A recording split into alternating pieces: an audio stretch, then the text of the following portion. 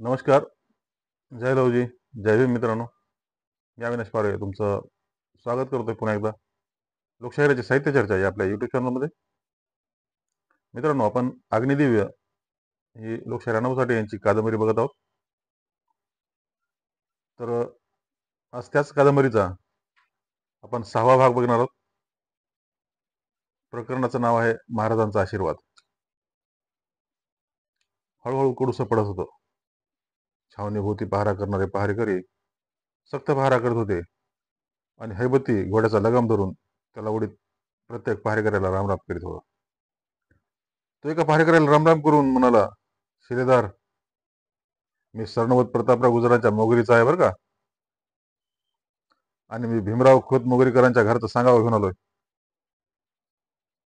तो मला भेटेल का? प्रतापराव गुजर आणि मोगरी हे नाव ऐकून पहारेकरी पुढे काहीच बोललं नाही.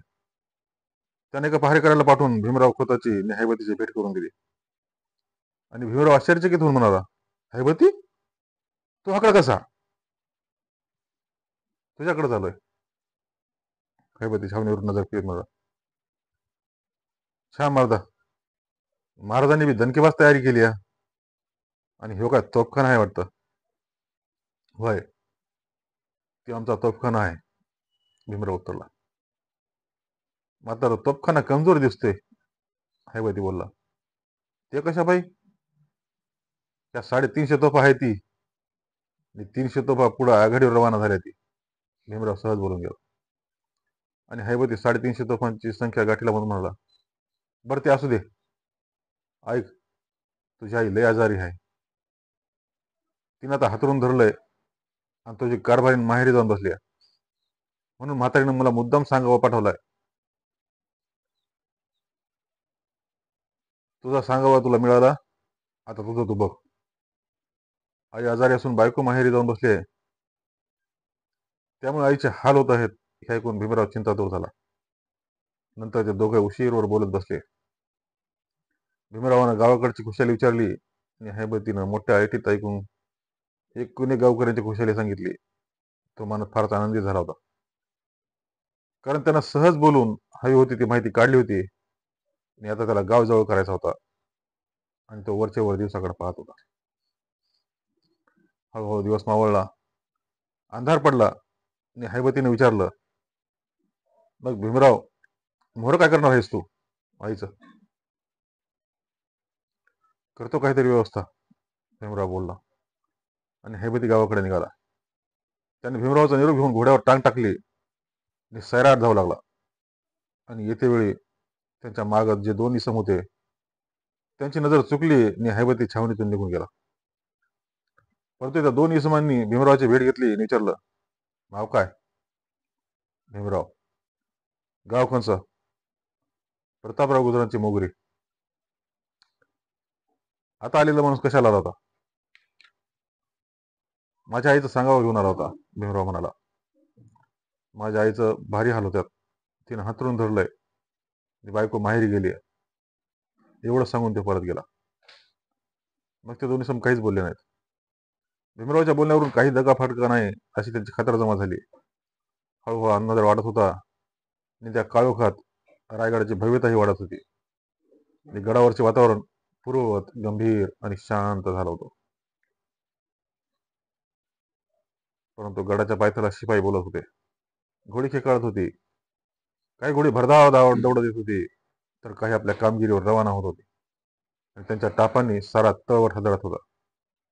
जागोजाग मशाली ढणढणत होत्या आणि त्याचा उग्र कापरा प्रकाश सर्वत्र झगमगत होता. आणि त्या प्रकाशात तलवारी जिवल्या चाटीत होत्या. तिथं हत्तीचा चित्कार आणि बैलांच्या डेरक्या यांनी वातावरण डोक्यावर घेतलं होतं. हत्ती, उंट, बैल हे बलिष्ठ प्राणी अवजड तोफा उडीत होते आणि माणसं त्यांच्यावर हुकूमत गाजवत होती. जणू हत्यारांचा महापूरच त्यावेळी आघाडीकडे निघाला होता. तिथं सारा महाराष्ट्र एकवटला होता आणि कष्टात होता. त्या बहिलोल खालाला मोडून काढा हा महाराजांचा दृढ निश्चय प्रत्येक मराठी माणसांच्या हृदयात हुंकार देत होता. तिनं तोफखान्याची माहिती बांधली होती आणि तो चंद्राचा विचार करीत आघाडीला आपल्या घोडा काढीत होता. चंद्र आता रायगडावर आहे. 4 दिवसात ती परत फिरणार. तेव्हा तिच्याबरोबर ज्योती आणि जिजाबा हे दोघेच असणार. आणि अशा वेळी जर आपण तयारी केली आणि चंद्राला उचलली तर कोण काय करणार आहे? आज प्रत्येक माणूस लढाई लढाई करीत आहे. त्याला दुसरा विचारच सुचत नाही. मग चंद्राचा विचार कोण करणार? आणि आपलं नाव तरी कोण घेणार आहे? शिवाय आपण पुढे जायचं नाही. मग काट्यानं काटा काढला की कार्य भागू रखला. मुक्याला मारला हाक ना भाऊ. हैवती हा एकच विचार करीत होता आणि रायगडाच्या परिसराबाहेर पडत होता. आणि तो मध्येच मनात म्हणत होता, आज सर्व काही जुळून आलं आहे. परंतु आता ते विजापूरचे हेर मला कुठे भेटणार? ते जर यावेळी भेटले तर मी त्यांना हवी ती तोफांची बेरीज त्यांच्या पदरात टाकेन आणि त्यांच्या मदतीनं चंद्राला स्वतःच्या पदरात पडून घेईन. आता कस खाऊन भागणार नाही. माणूस एकदाच जन्माला येतो आणि एकदाच मरतो. परंतु मरेपर्यंत काही ना काही धडपड केली तर त्याचं जीवन सार्थक होतं. ती त्याची धडपड भलीही असते आणि बुरीही असते. आणि मी म्हणतो भलं आणि बुरं यात काहीच फरक नाही. ते एकाच तंतूचे दोन पदर आहेत. अंधार मी म्हणत होता.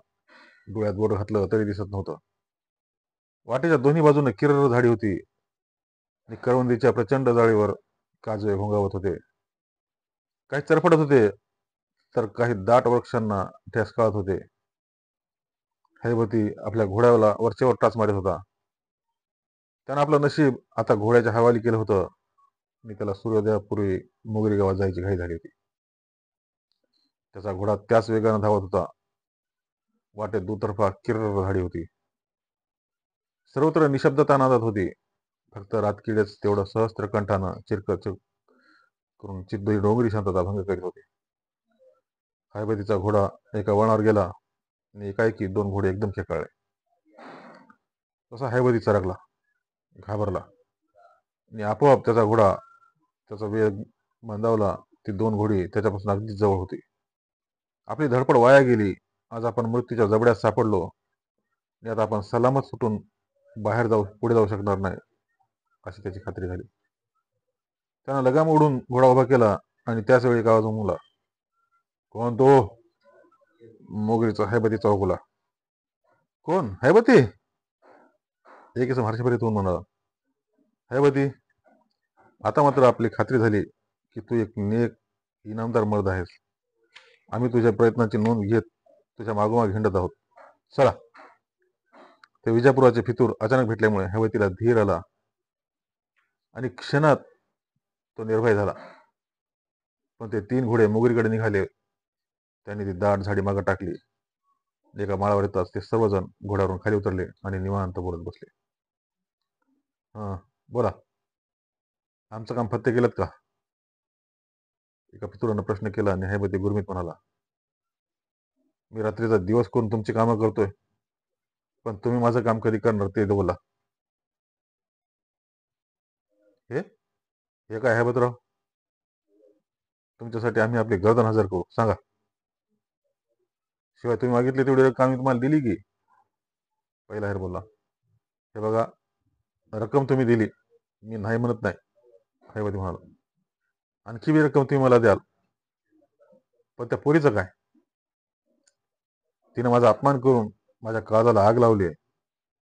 अरे हो, एक हिर म्हणाला.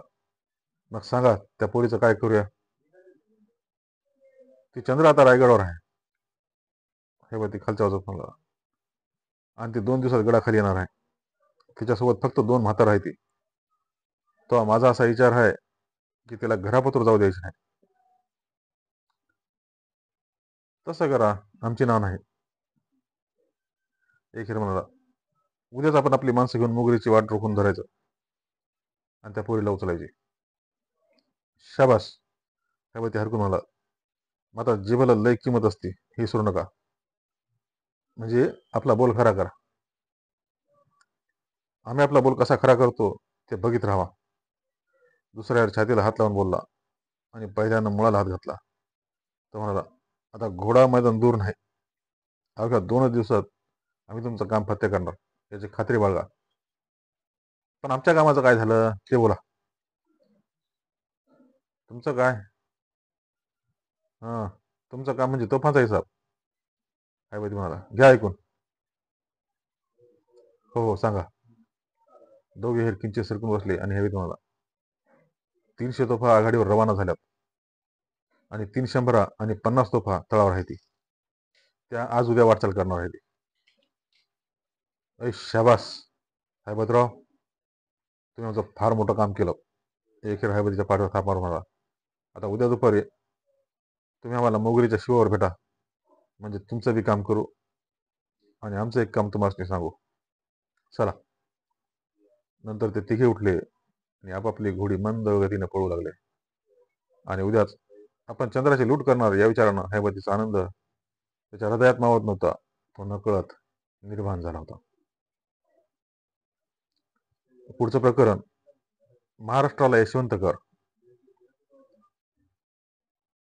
रायगडावर सर्वत्र सामसूम झाली होती, परंतु मशालीच्या प्रकाशात नंग्या तलवारी तळपत होत्या.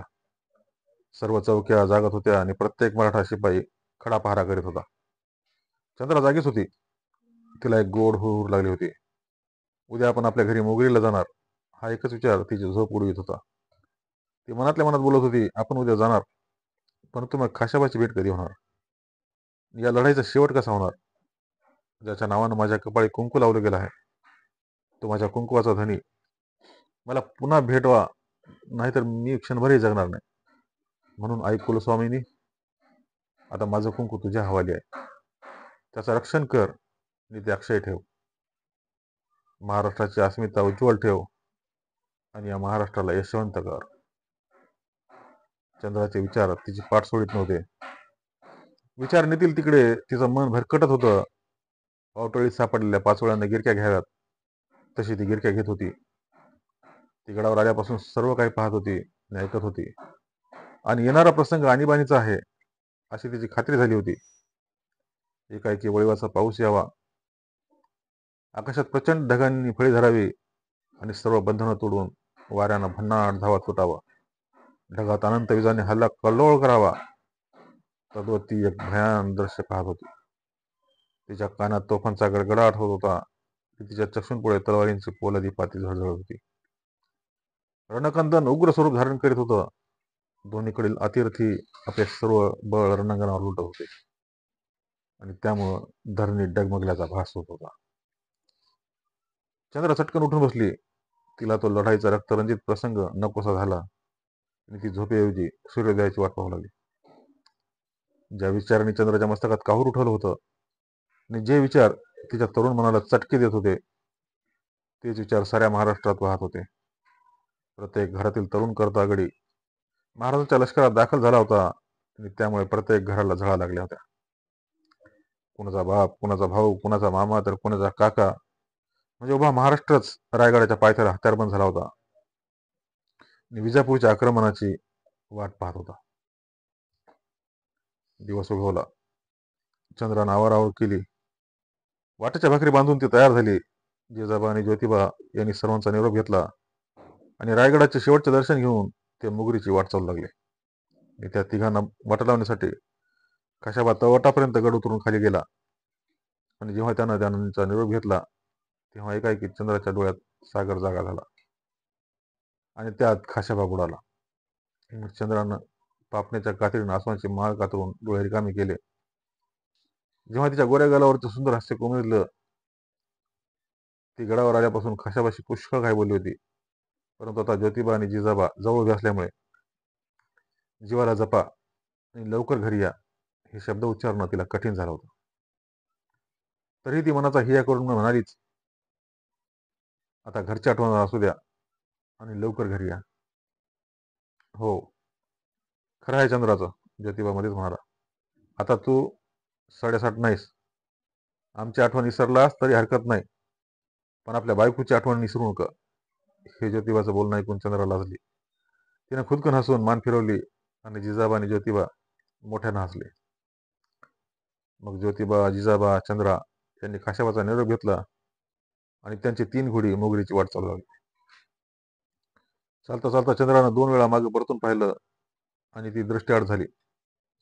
खाशाबा घोड्याचा लगाम धरून उशीर तसाच उभा होता. आता हे चंद्रा कधी भेटणार असं मनात म्हणून तो घोड्यावर बसला. तोच भीमरावचा घोडा भरधाव धावत आला आणि खाशाबाजवळ येत तो गपकन थांबला.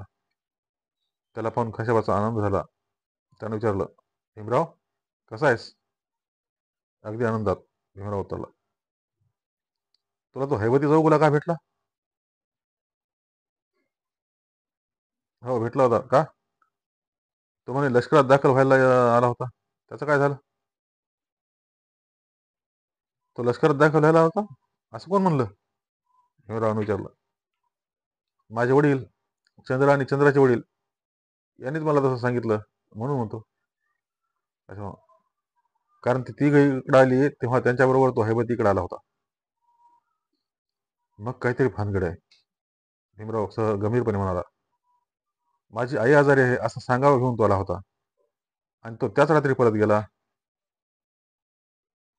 मग मी महाराजांच्या फौजेत भरती व्हायला जात आहे असं तो का बोलला असेल? खाशाबाने विचारलं आणि भीमराव म्हणाला, खाशाबा, तो हैवती कसल्या चालीचा आहे तुला ठाऊक आहे? तो काय बोलेल आणि काय करेल हे त्यालाच कळत नाही. मग ते मला कसं कळणार? नाही, हैवती इतका खुळा नाही, खाशा म्हणाला. तू सावध राहा, नाहीतर तो हैवती पोटात शिरून काळीच कापेल. आता तो माझ्याकडे येणार नाही, भीमराव म्हणाला. आणि आला तर मी त्याला जवळ करणार नाही. आणखी हेही लक्षात ठेव, कशा गंभीर म्हणाला. हा हैबती काहीतरी हेरगिरी करीत असावा असा काही लोकांचा समज झालाय, तेव्हा तू त्याला भोळा समजू नको आणि त्याच्याशी बोलताना कोणतीही गोष्ट पटकन बोलू नको. असो, मी त्याला जवळ करणार नाही, भीमराव बोलला.